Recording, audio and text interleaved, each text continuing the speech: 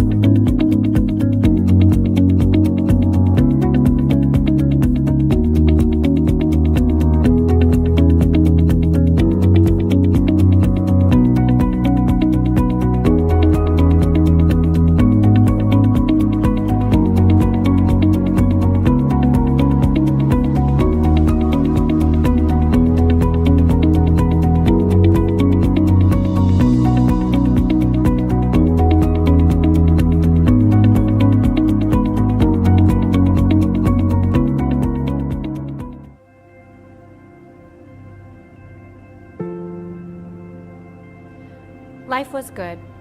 We were blessed. We had been married for a couple of years. We were enjoying life in Singapore, and we had a baby on the way. These were answers to our prayers.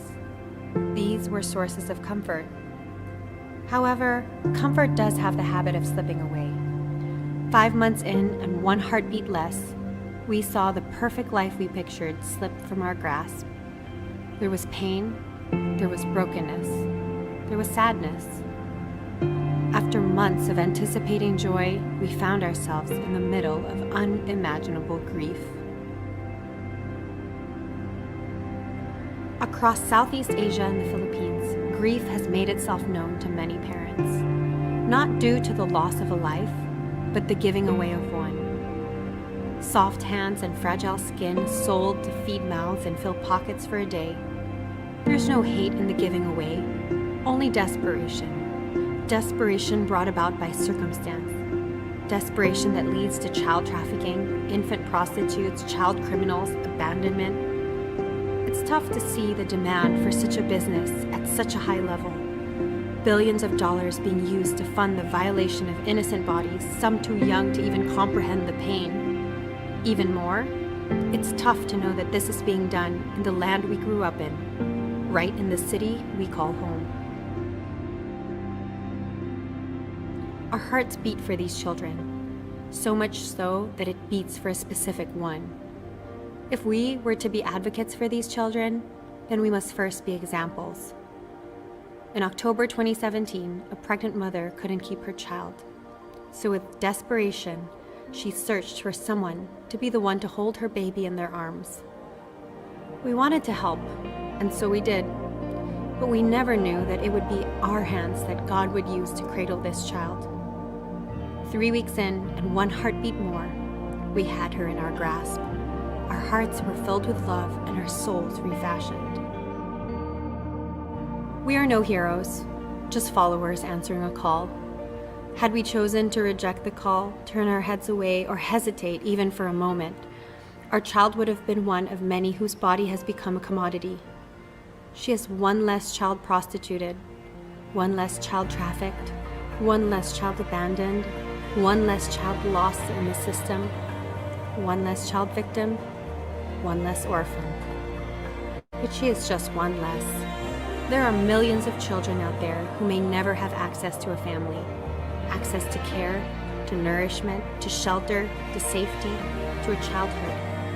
But if more people extended their arms to these children, if the stigma behind adoption was redefined to be a culture of love, then 2 less children would be trafficked, 10 less children abandoned, 1,000 less children criminals, 1 million less children victims to this injustice. And instead, more children would be welcomed home by families. We'll treat them with love, provide them with nourishment, house them in shelter, care for their safety, and allow for them to have a childhood. Now the call is great, but the answer is simple. It's a heart willing to serve and a courageous kind of love. It's open arms and open homes. At the Rohe Foundation, we advocate for adoption. As of 2016, 1.8 million children in the Philippines were considered abandoned or neglected. And out of that 1.8 million, only 1,818 were placed for adoption. So as a response, the Rohe Foundation aims to develop programs that provide holistic care for pregnant women in crisis, to rescue babies before they are abandoned and disowned, and to encourage and guide families in their adoption journeys. Through this, we hope to see a world where every orphan is adopted into a family, and that all families would be empowered to move in compassion and generosity toward children in need of families. Because at the end of the day, family is the answer.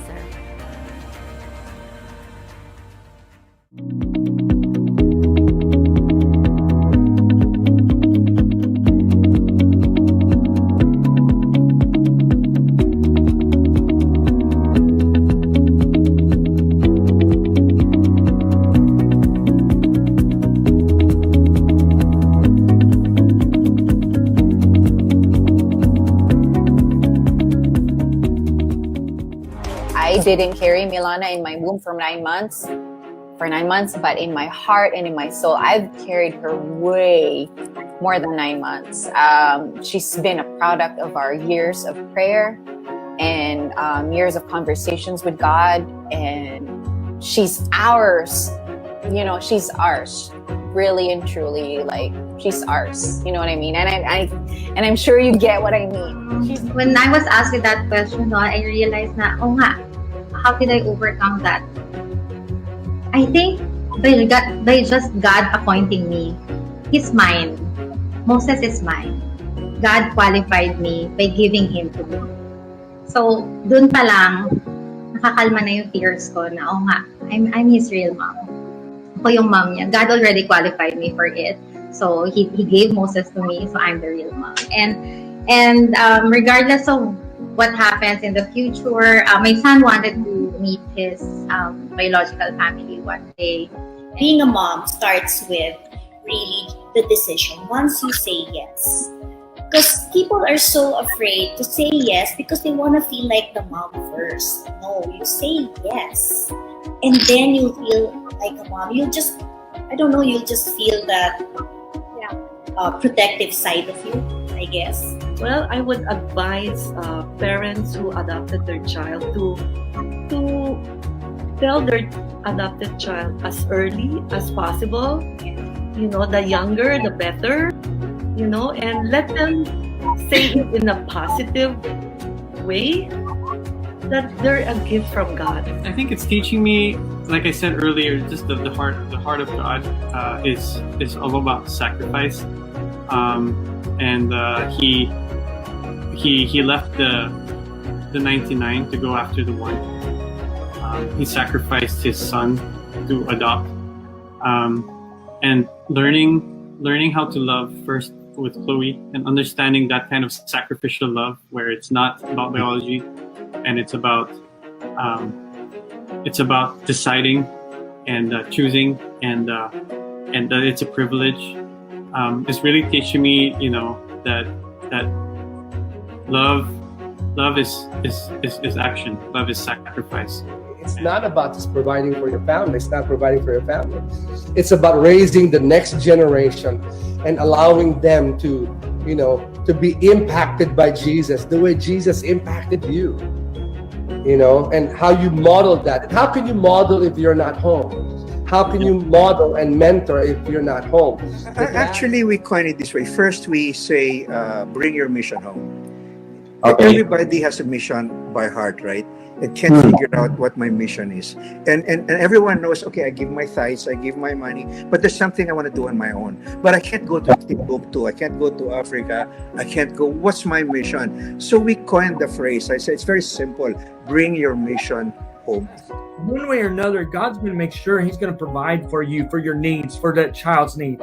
Just do the right part. You know, someone once said, stop asking God to bless what you're doing. Find out what God's doing, because it's already blessed. So I think that's we all need to look at, okay, let's not look at what's in front of us as far as finances and our circumstance and all this. Let's just do it, and God's going to bless it somehow, some way. Let's just trust God that He's going to come through for us. So my advice to all fathers out there, and of course to all parents who be parents, is that just be ready for it, because it's not going to be easy.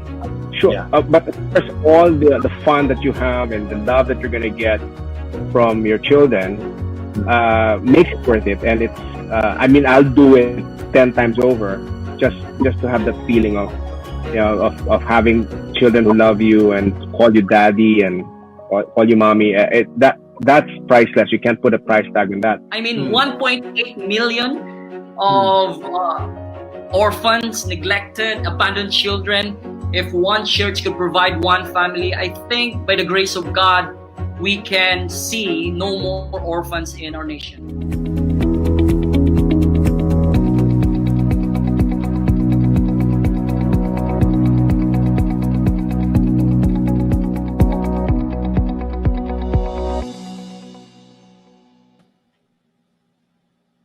Hi, everybody. Thanks for joining us again for another live chat under our Family is the Answer series. We're so glad that you're here.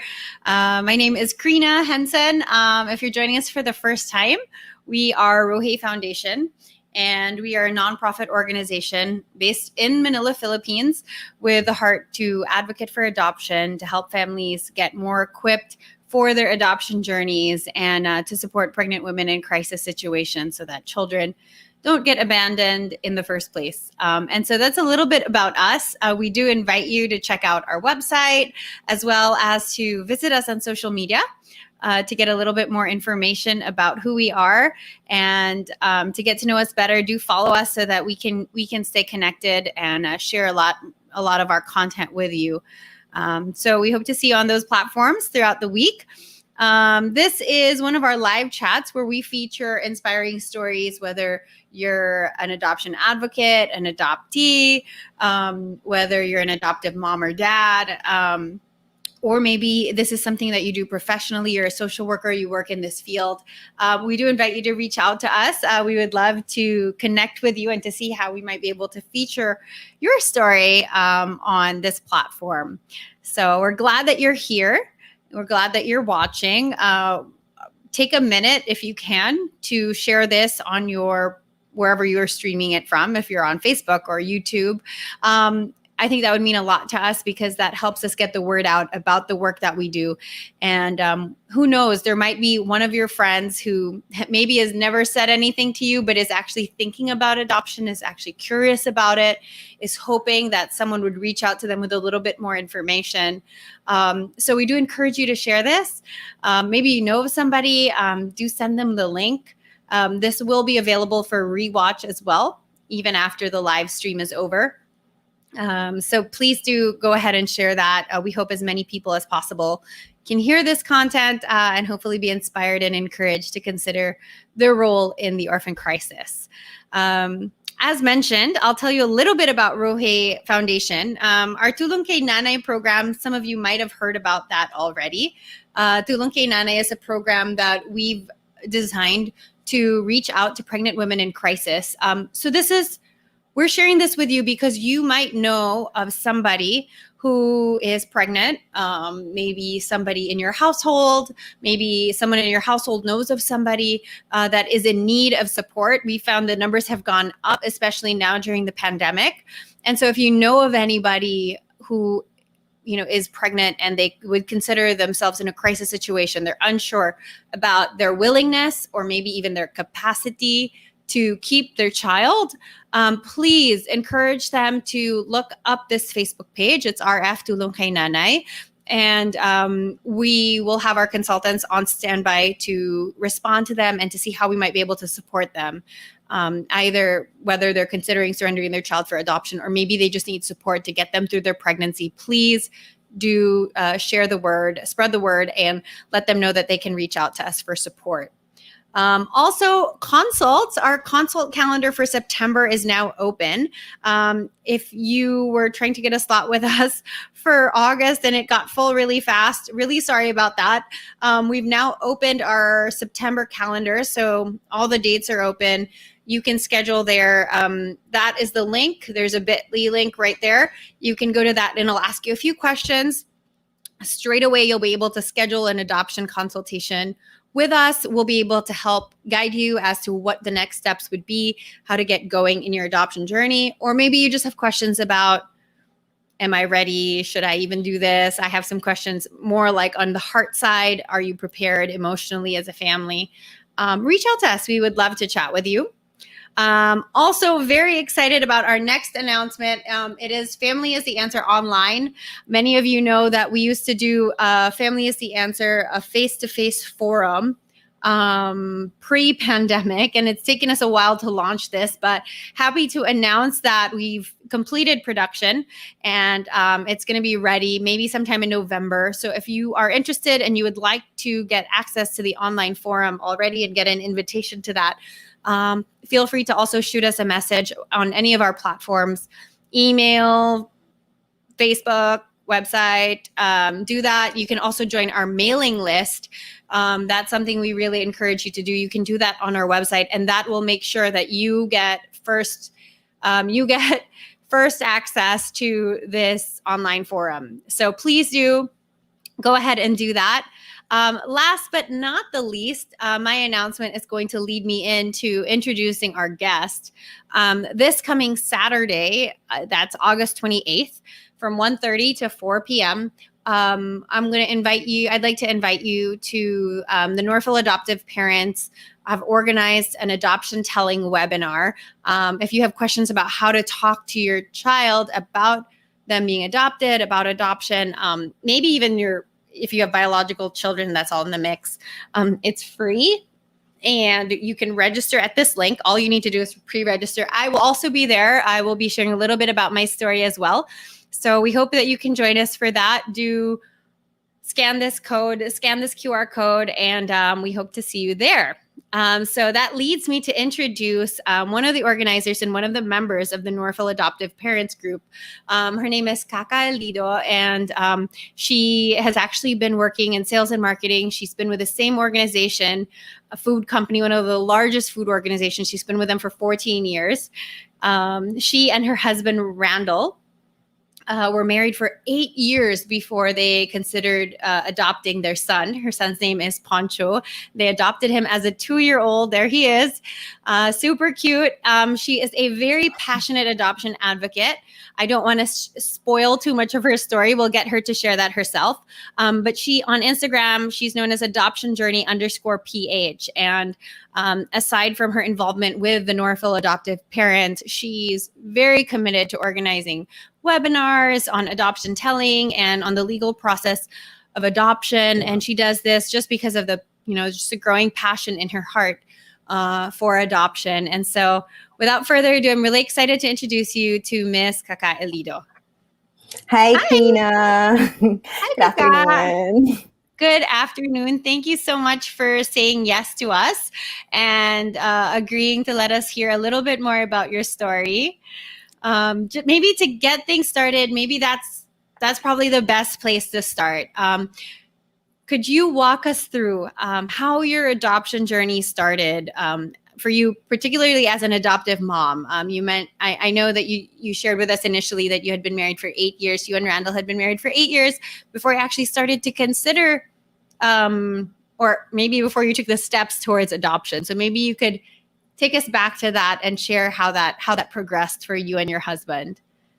Yeah. So thanks for inviting me here. So I really feel that more people should hear about stories of adoption to see that it's really a good way to build families. So my husband and I were married, for 8 years. But even prior to us getting married, we actually talked about this possibility. So if you know about the Discovery Weekend, it's like a pre-marriage seminar of some sort. So there was that question there that what if you cannot conceive, would you consider adoption? And that really stood out for me because when we discussed our answer to that question, adoption was already in the consideration list that we had. Yeah, so it was as far back as us just being engaged and having that awareness that it was already an option on how we would build our family. So fast forward to 8 years later, so we went through the usual medical workups and all, but we actually didn't proceed through IVF or anything because we just felt, well, personally, I also felt that, why go through all that emotional and physical stress when there's that option of adoption anyway. So eventually, we decided to just go for adoption and really research more about it. So what I did was reached out to a friend who we knew adopted recently. So I think it's really that story, of knowing someone who adopted and then you ask them about their experience and that's what opens it up to that option to other people. So yeah. Yeah, it's so helpful to actually talk to somebody who's been through it because sometimes there's just so many questions and it's one of those things that is not yet really very openly talked about, I would say, in the Philippines, or not enough people. It's not that it's a secret, right? But I would say that there's still a little bit of hesitation to be very open and to share it openly with the public when adoption is part of your story. So having a friend is very helpful. But I do want to go back to what you mentioned about IVF and how it was actually one of the things you considered. You actually considered, obviously IVF is an option if you wanted to work through some fertility issues. But what was it that made you decide that it wasn't important to have a biological child, that adoption was not going to be your backup plan, it wasn't going to be your plan B, it was actually your first choice, wherein sometimes someone might argue to say, well, what about biological children? Yeah. I get that question a lot.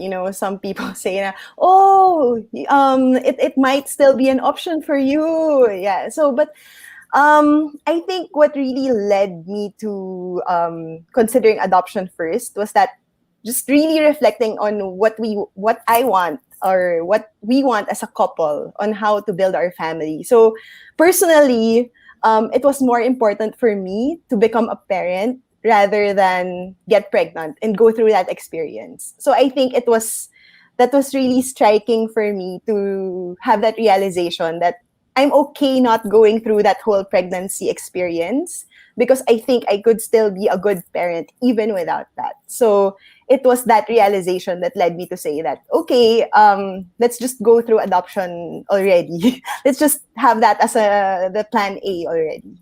Yeah. Yeah, that's really inspiring. I think a lot we get those questions a lot. I mean, I get that as well because adoption came first for me before my biological kids, and so parang in the beginning, right? But what about, but it's not, you're not at the end of the rope yet. There's still hope, right? You could still potentially conceive a biological child, but it's real. I find it very encouraging to meet families who see adoption the same way, wherein it doesn't have to be your backup plan. I adopted because adoption was a beautiful thing, and like you mentioned at the beginning, couldn't agree more that it's a beautiful way to build your family.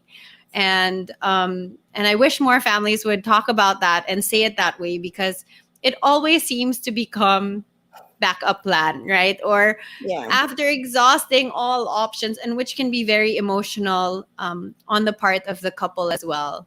But thanks for being so open about that part of your story. But moving into like how you actually adopted, Poncho, what were the steps that you took? So after talking to a friend and after getting a bit more information, how did you move that forward into something really concrete and actionable?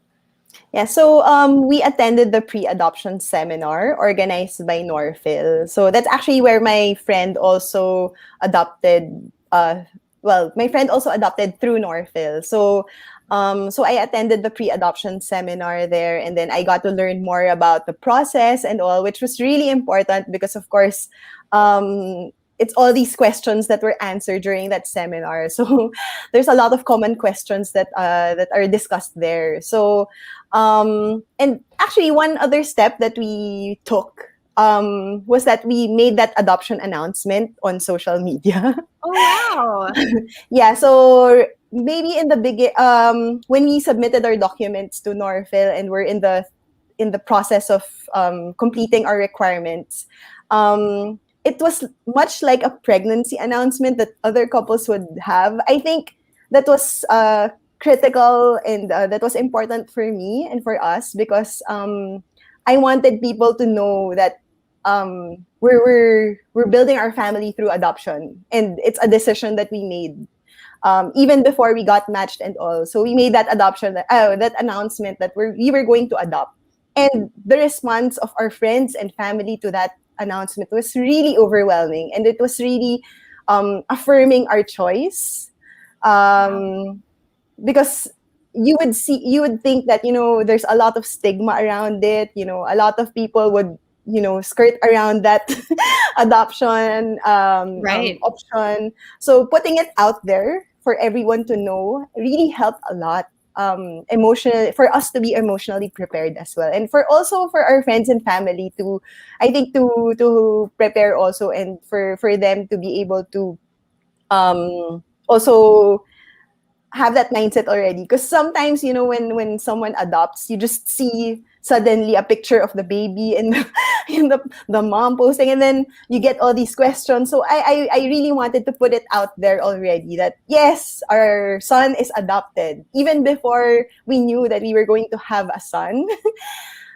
So that was critical for us. I think that's something that helped also in us advocating for adoption, because we think that it's really a good way to build families, because there are a lot of children who need families, right? So it's not just for the children but also for us as parents. It's a good way to be parents as well. I thought that's really nice. And I thought that was such a practical thing, like a practical tip for families considering adoption, because it's like you set the tone. You said we're celebrating this in our life, and it's not a secret. We're not ashamed of it. You can ask us about it. We're not going to tiptoe around this issue.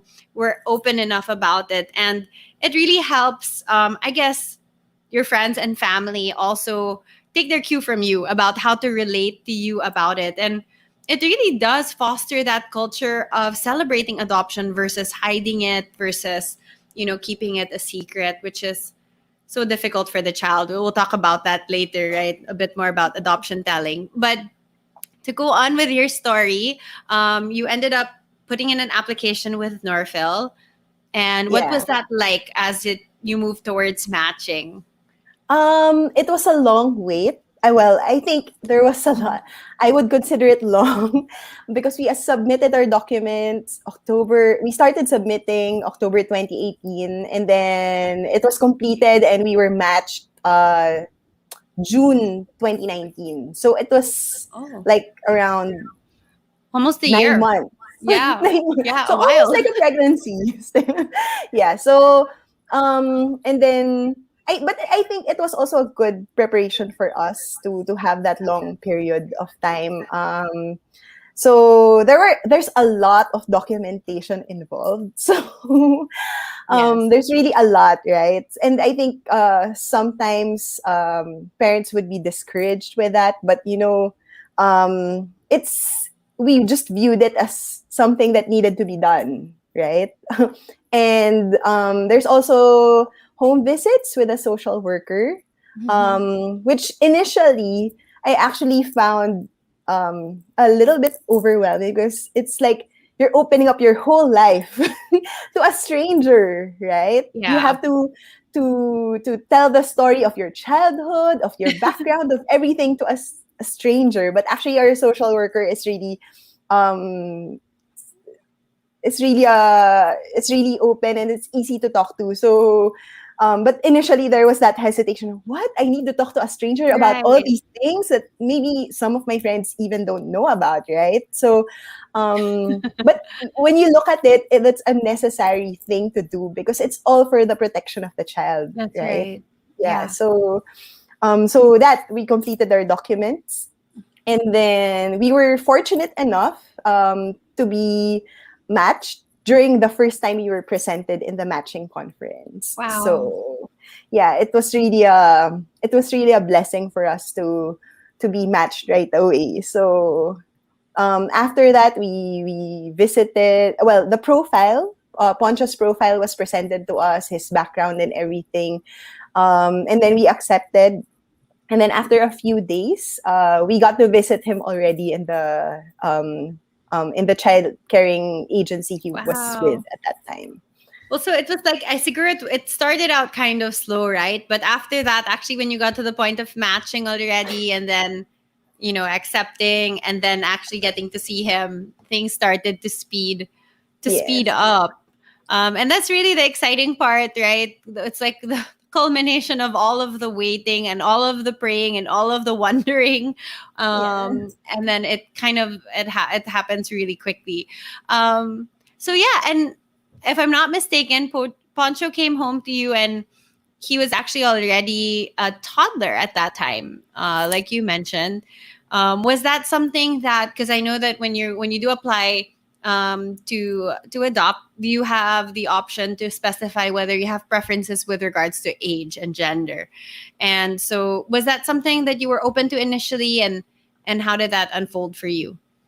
Yeah, so initially, yeah, we specified actually 24 months and below the age range. So he was well within that, but almost at that maximum he was 22 Almost months 24. when he was 22 months when we brought him home. Um and I think in terms of just the preparation, because we were first time parents, so we didn't know what to expect. And maybe at 22 months there's a lot of question like, wait, are we going to buy a crib or we will he sleep on the bed already? Just that, all that logistical things also. It was a little bit confusing because the toddler stage, you don't know how he's also developed already, That's because right. some kids develop fast, some kids develop slow. You would sometimes think that maybe he might be a little bit small for his age, but apparently he was so tall. We were Wow. surprised with that. it was like he used the crib that we had for like a few months already, and then he outgrew it. So that was something that's also different about toddler adoption. Aside from that, of course, he was turning 2, and all the parents would know that 2 stage is quite difficult to navigate. It's Especially, exciting. It yeah, keeps yeah, you on yeah. your toes. Yeah. Yeah. And it was more so challenging for us also because of we were still adjusting to one another. Of course, um people would say that at 2 years old, the toddler would be asserting independence already from the parents, right? That's the stage. But we were still building rapport with him during the first few months. So a lot of the times he would just take cue from him on how he would want to be treated. So it's like he's still a baby, but sometimes he's not. So that's and at that time also he couldn't express himself very well, so he's a little bit late in terms of speech. Yeah, but eventually he caught up, especially when the lockdown happened and we were all stuck here at home. We got a lot of time to really talk with him, so he sped up and caught up real fast when it came to that aspect. Wow. Yeah, I can imagine because having toddlers it's an active stage in their lives, and developmentally so many things are happening.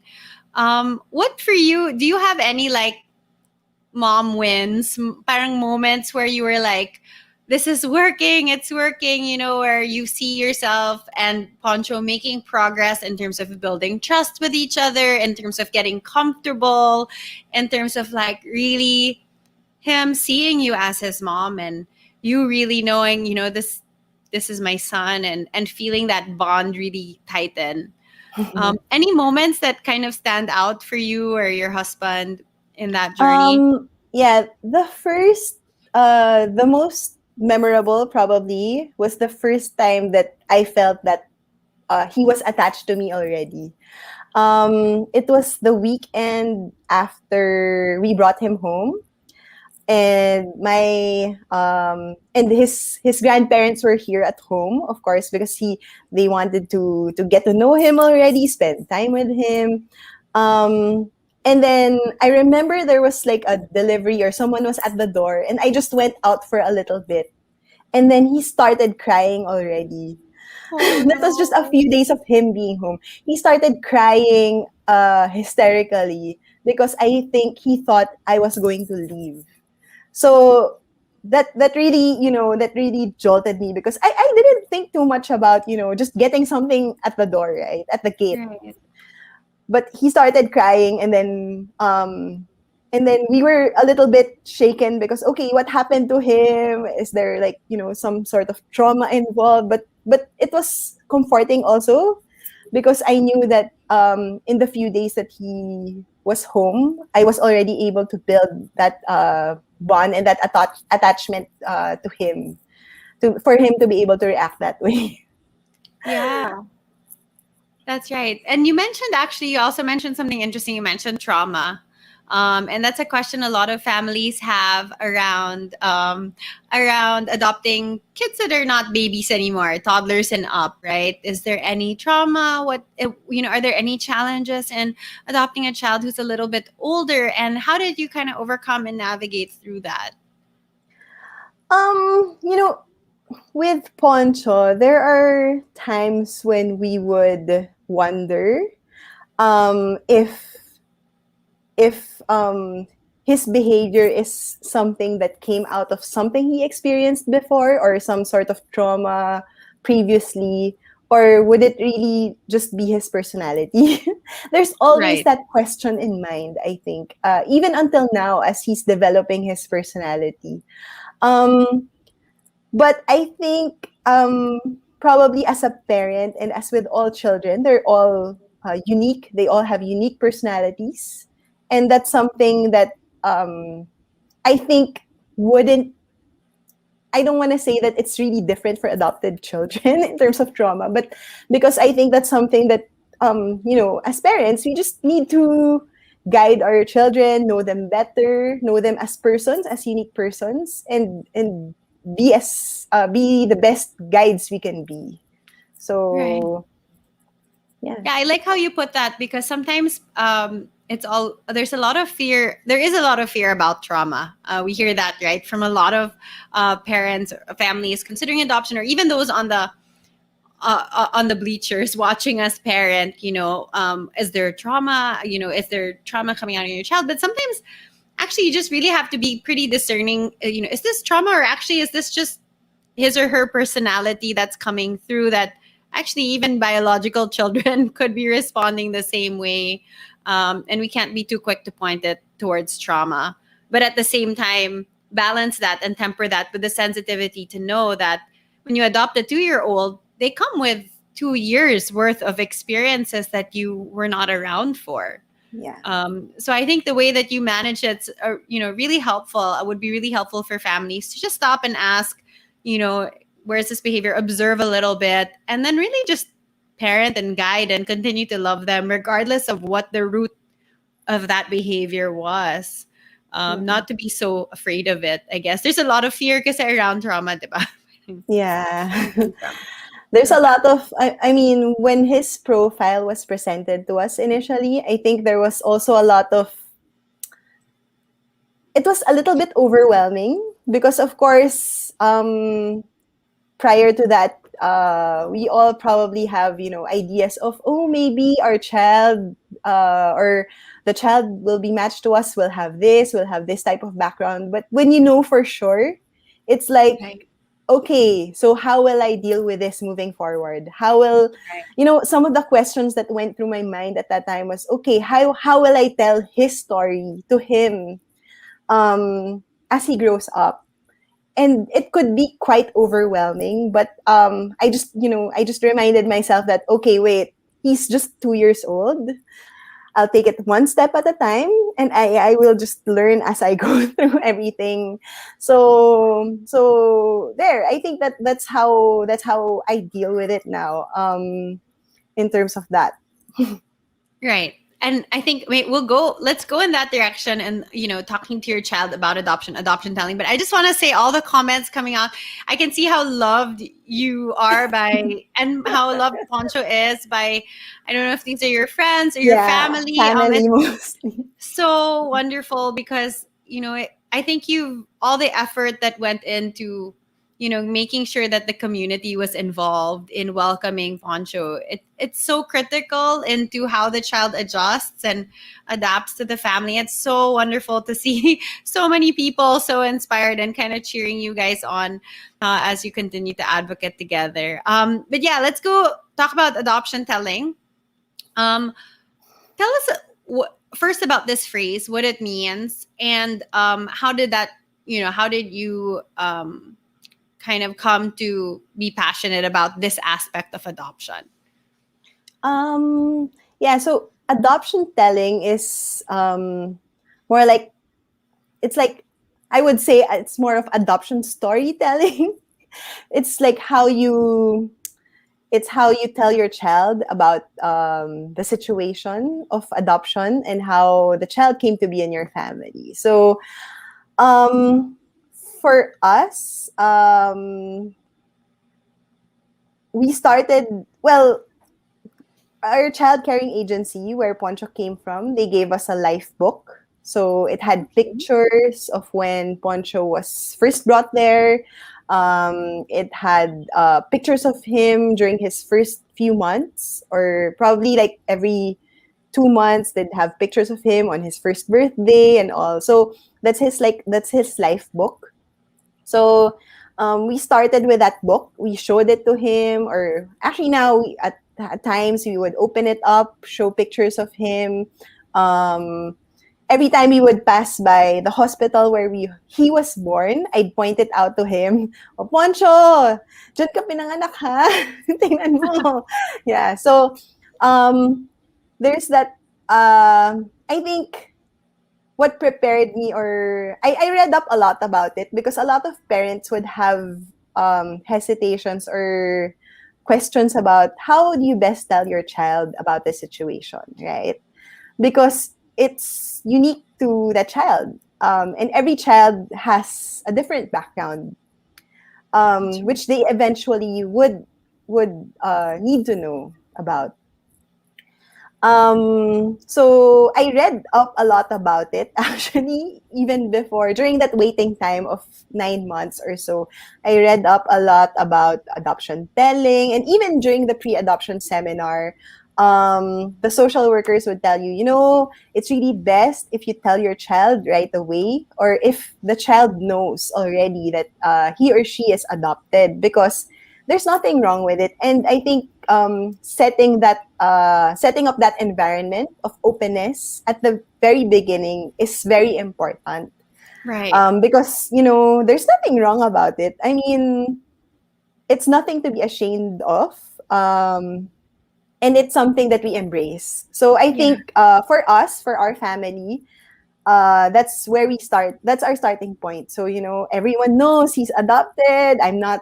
I really tell my story to a lot of people who would be interested to hear it. And I think even if I don't tell Poncho straight out that you're adopted and all, he knows and he feels that there's that openness around it.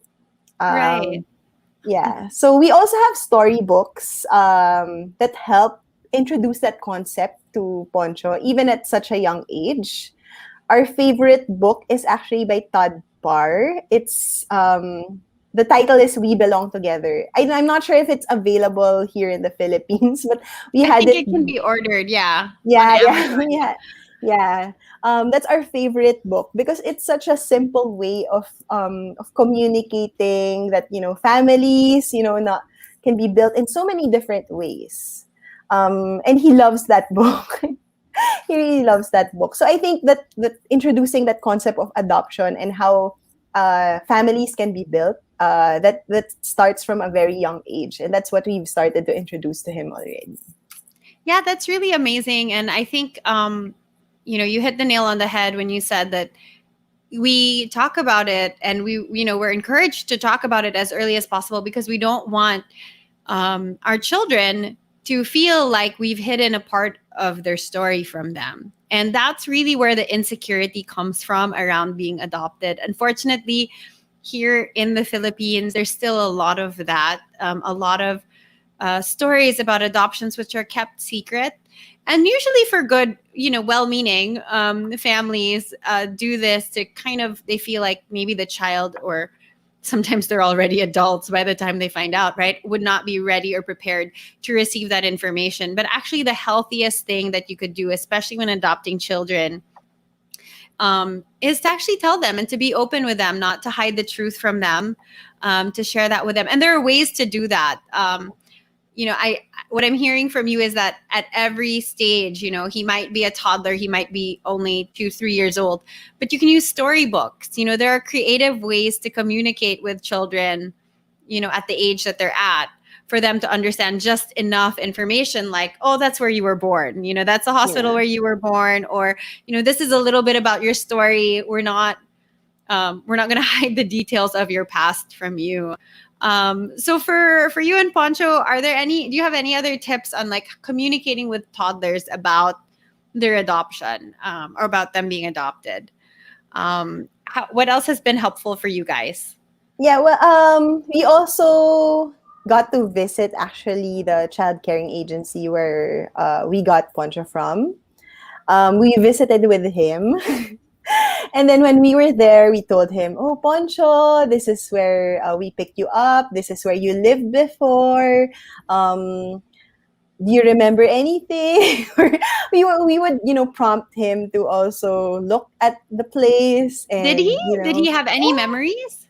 Well, at the time we visited, he couldn't still communicate well. He couldn't, but he was very quiet, and you could see in his face that there was recognition in that place. So I think that's something also, visiting, although now it's, of course, there's lockdown and all, so we couldn't do that as often as we would have wanted, but that's another step that we took, or that we still want to take moving forward. as we tell his story, because we want him to remember, not really remember, but we want him to have that recognition. Oh, this is where I came from before. This is where I lived before I joined my parents, and also, so that progression of his story is really important. Right. I have a question about so I mean it seems like you've already reached a place where you're very comfortable sharing with him details about his life before becoming a member of the family. And one of the questions that a lot of families have around that is, how much do you tell them about their biological parents? I mean, considering that you know anything about them, right? But what would your perspectives be on that in terms of talking about biological family and relatives and things like that? Yeah. Well, Poncho will still be turning 4, so we're at that point where he still hasn't asked any questions about it. Right. So I think I'm still preparing in my head, like, what will I tell him? How will I, I'm trying to anticipate questions that he might have in the future and how I would address that. So I think I'm still at that point. So it's really interesting also to hear from other adoptive parents on how they would, or how their adoption telling went, what questions their children asked, and really just prepare myself in giving the best possible answers I could give. So if he asks, or I'm sure eventually he will ask about his, yes, I just don't know when and what the questions will be like, but we will answer it, of course, openly. And I think at this point we're still preparing our answers. So Right. we're lucky that he hasn't really asked that much yet. I think it's so cute that you said that, because I can so relate. My daughter is probably around the same age, almost 4. She'll be 4 before the end of the year, and the questions are not at that stage yet. But I find myself mentally trying to prepare the spiel. So if she asks this, how do I answer that? And because you want to always paint the biological family in a positive light, Yes. you want to share just enough information so that it's appropriate for their age, not too much where it's too much for them to process and it's overwhelming. But I had my first taste of that when she asked me, because she has I have 2 biological children, so she asked me about her siblings, and she knew that I had given birth to them, and so she was asking about the story when I gave birth to her. And one of the things that I found helpful was, I was glad that she asked, because it actually gave me the opportunity to share a little bit more about her adoption story. Obviously, I was caught off guard and I was a little shocked. But when I got over my shock, my initial shock of she just asked me about the time that she came from my stomach, what do I say? When I got over that, I realized it was a great opportunity for me to share a little bit more about her story. And, that it was just enough for her to be like, oh, okay, I came from another mom's stomach, and then I came home to you through adoption, and okay. And she kind of moved on with that. But yeah, we find ourselves mentally preparing these spiels, and it's good, I guess, as parents to prepare just for whatever questions might come. They're usually a bit more daunting for us than they are for them, I think. Yeah, That's I the feedback totally I get agree. from those with grown-up adopted children. It's always scarier for the parents than it is for the children. The children are kind of like, oh, okay. They just accept our answer. Yeah, I think that's why I find myself, mentally preparing spiels. Is because, when he asks, I don't want to hesitate in terms of answering, because I want to Right. have that confidence that, it's like this, it's like this, it's like a part of your story, and it's not a parang, I don't want him to be scared of asking these questions, because That's it right. makes me uncomfortable. I think that's what's important about him. Yeah, that's so good. Yeah, thank you for saying that. Also, maybe we can talk a little bit about how you've gotten to become, I mean, it's one thing to be an adoptive mom, and then it's a second to be an advocate. So actually right now, I want to talk a little bit about your platform, adoptionjourney_PH. I know there's some questions coming in. If you can have questions, continue to send them in. You're welcome to do that. But I do want to talk a little bit about your platform on Instagram, adoptionjourney_PH.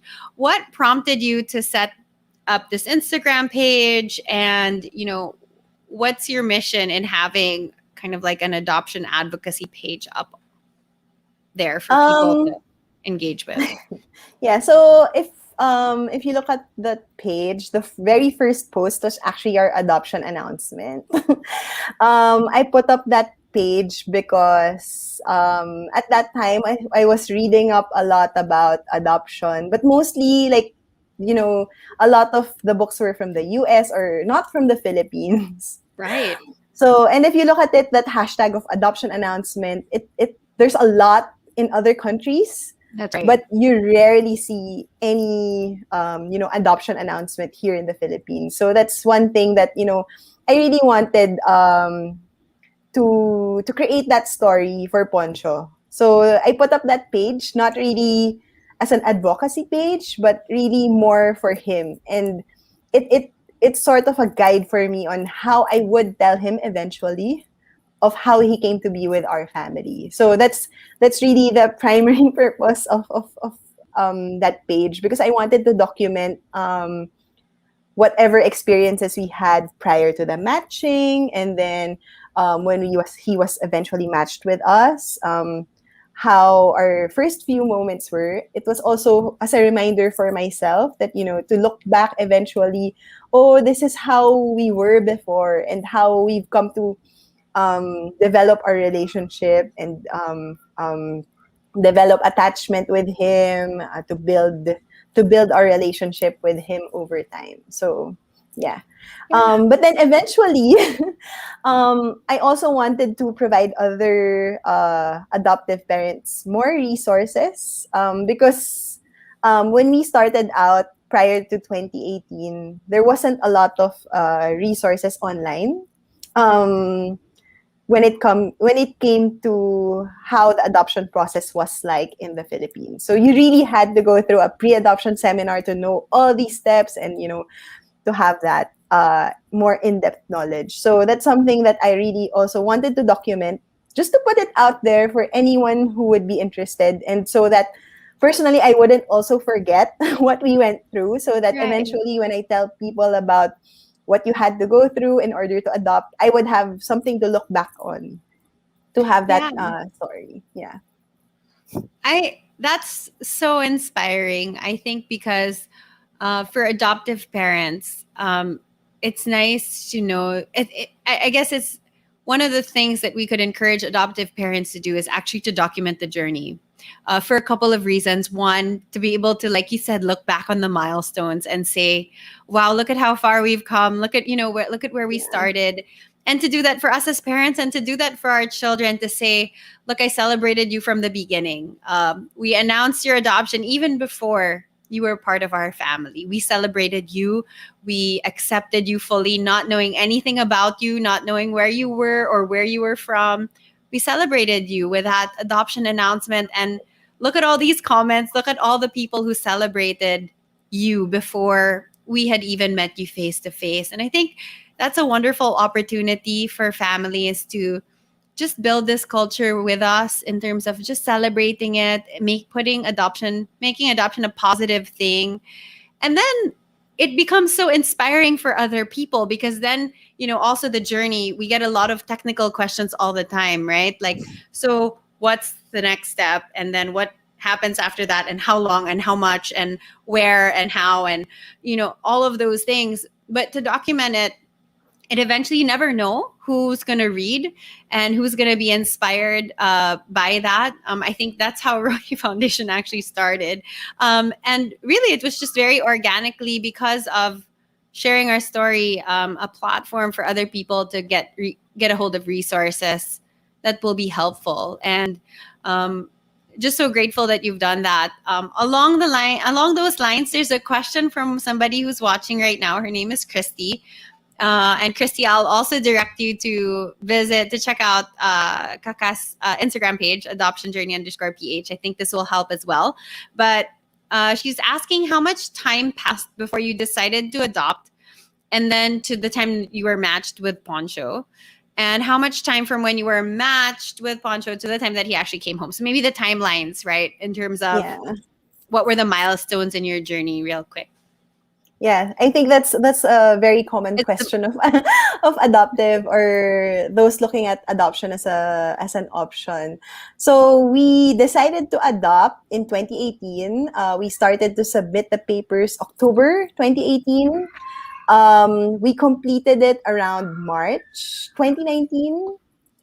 Because there's a series of home visits that need to happen That's right. to complete the documents.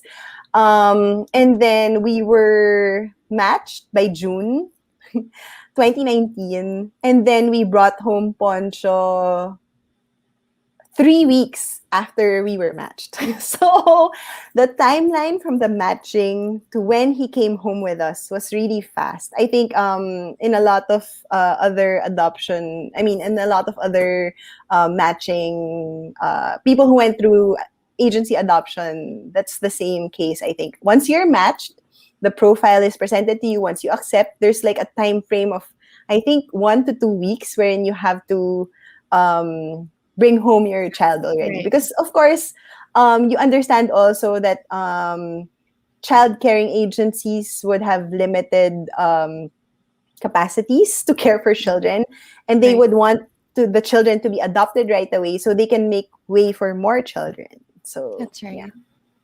So actually, all in all, it was under a year from the Yeah. time that you submitted your application for adoption till the time that actually Poncho came home with you. It was under a year, right? But Yes. for you right now, if I'm not mistaken, you're still in the midst of the legal side Judicial. of the Yeah. judicial process, right? In terms of finalizing the adoption, has that been smooth? What's that been like? I mean, The you got hit lockdown by was the a big pandemic. setback. Yeah. Yeah. The pandemic was a big setback. So, initially, so that was July 2019. So after that, we filed the petition for adoption within 30 days. And then you wait for the court to set a hearing schedule. So our first hearing was actually supposed to be April 2020. First week of April. So that's like Wow. immediately, Just after you the know, lockdown. Yeah. yeah, it was like, okay, lockdown, no more hearing, no more everything. And then we didn't hear from the courts for so long. And then it was reset from April 2020 to January 2021. So Wow. yeah, that was a long setback. But after January, after that first hearing, the dates were set. So right now, actually, we just have one hearing left, and then it's a waiting game again for the court's final decision. Yeah. Right. So that judicial process, it actually varies a lot depending on the family court that's handling your case, the judge that's handling your case. But I think that's something that we weren't really discouraged about because the important thing was that Poncho was with us already at home. Completely agree. Yeah, I think that's the encouragement for all families who have a few are worried about the judicial phase and how long it takes. So yeah, so as we close, Kaka, can I just ask, like, what's your advice for those who are watching? Any last tips, advice, anything that you could say to people who are on the fence? Maybe they're considering, they need that extra push. There's still a little bit of hesitation, but they definitely are open. What kind of advice would you have for those families that are watching and listening? Yeah. So for those who are still probably on the fence or just beginning to consider adoption, I really encourage you to, watch more stories, hear about more stories of adoption. It's important also that you recognize what your hesitations are. So there's that, of course, there's that reflection, like why do you hesitate? So it's important to get that figured out on what your hesitations are and figure that out. There are a lot of resources. Actually, when I was looking through Rohe Foundation's page and all, I was so happy that it was all out there already, because at that time, when I was researching about adoption, there weren't that many resources yet. So take advantage of this. Ask people, reach out to people who have adopted before, because really the experiences of other people would really help you in that decision making. Great, thank you. And of course, visit Kaka's Instagram page, adoption journey _PH. I think she shares her journey there in more detail, and obviously with all of the photos of Poncho's journey, and that's open for everybody to view. So we hope that you get encouraged by that. And if you have questions about the journey, I'm sure you can reach out to Kaka through that as well. And she'd be more than happy to respond to you and answer any questions you might have. Would you also be able to invite them, Kaka, to this Saturday's event? Yeah. Yes. So this Saturday, as Krina mentioned earlier, we will have an adoption telling webinar. Saturday afternoon, you can register. I think, I posted it on my Instagram. I'll post it again here. Okay, there. So registration is free. So it's organized by the Norfil Adoptive Parents Group. You will hear a lot of other stories. So Krina will also share a little bit about her story, and we will also have a guest speaker from NCR, from DSWD NCR, who's a psychologist, so who can give us more light about how it is on adoption telling, because they've heard a lot of other stories of adoption and how parents have handled this previously. So it's really I've attended that before last year, the adoption telling webinar. It's really also a good opportunity for people to reach out to other adoptive parents, because who've experienced the same thing, because there's that sense of community here that we're also Yes. building. And That's I think important. Rina Sionko will be speaking as well. Yes, Rina Yeah, so- Shonko. Yeah, she her husband is actually the president of Norfil Adoptive Parents, so she'll be sharing also a little bit about her journey and her experience on adoption. That's right. So yeah, so thank you so much, Kaka. Thank you for being so open, sharing your story, shedding light on adoption, and just giving us just such invaluable tips on adoption telling and toddler adoption and your journey. I'm so inspired by you. Thank you so much. We hope that this won't be the last time that we get to have you on one of our live chats. Sana sometime again soon. So thank you so much. It was Thank you, wonderful having Krina. you. Thank you for having me. I look forward to your sharing also come Saturday. Yeah, very Yes. excited. Really excited to, like you mentioned, just be around the community and be able to share a little bit about our experience with adoption telling. So yeah, thank you. Looking forward to it. Thank you.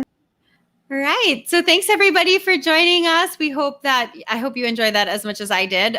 So inspired by Kaka's story and just her openness about adoption and just the wealth of information on toddler adoption as well. Something that we're hoping more families would consider, just opening up their homes to not just babies, but toddlers and older children and teens. And so hope that was inspiring for you. Do remember that you can share this, that the stream will be available, will continue to be available on our platform. So you can continue to share that and let your friends know that this is available. So do send us any questions you might have, and stay in touch with us through social media. That's our website, roheifoundation.org.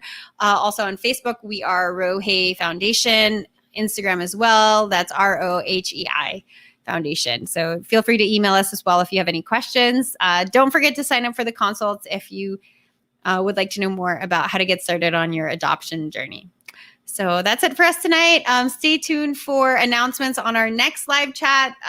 We'll probably be having another one this month. So we hope that you'll join us for that as well. So that's it for tonight. Have a great evening, everybody. Thanks for joining us.